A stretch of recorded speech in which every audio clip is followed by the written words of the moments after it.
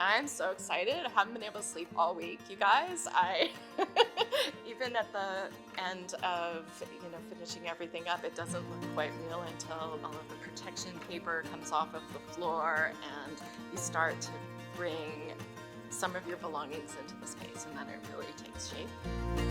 At Habit Studio, designing sustainable homes for our clients has been top priority from day one.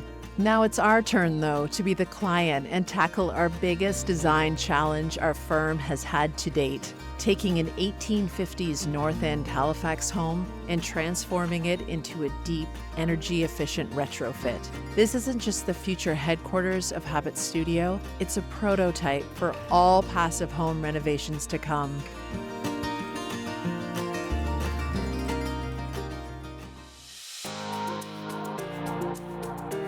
We are finally at the completion of our long-anticipated renovation, and you spend so much time drawing and imagining the space, and to actually be in it and having the new in combination with the old and honoring the old and creating that layering is very exciting to us. The level in which we went to here is exceptional for as far as what we wanted to achieve from the blower door test, and obviously its energy efficiency. But a lot of the stuff we did in this renovation can be taken to other renovations that we do regularly. It doesn't mean that we have to go to the level in which this particular one went to, but I think there's a lot to the product that was provided here that you can scale back and still get similar values to what we did here.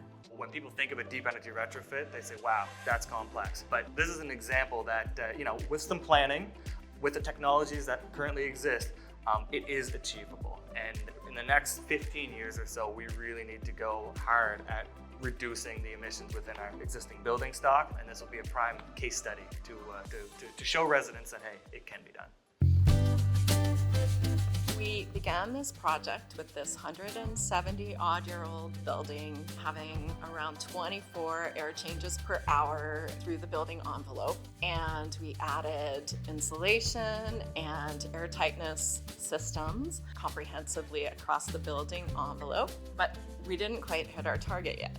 And that's the bad news. The good news is we know where the issues are, and the issues are in the basement, which is not technically within our passive house envelope. So we have some plans to deal with the basement, but in terms of where we are today, even though we haven't quite hit our blower door test target, our air tightness target, we've saved 88% of the heating energy associated with the building. So we're geeking towards our target, and in any way you look at that, that's a huge success. One of the big opportunities here in Nova Scotia is transitioning away from oil use.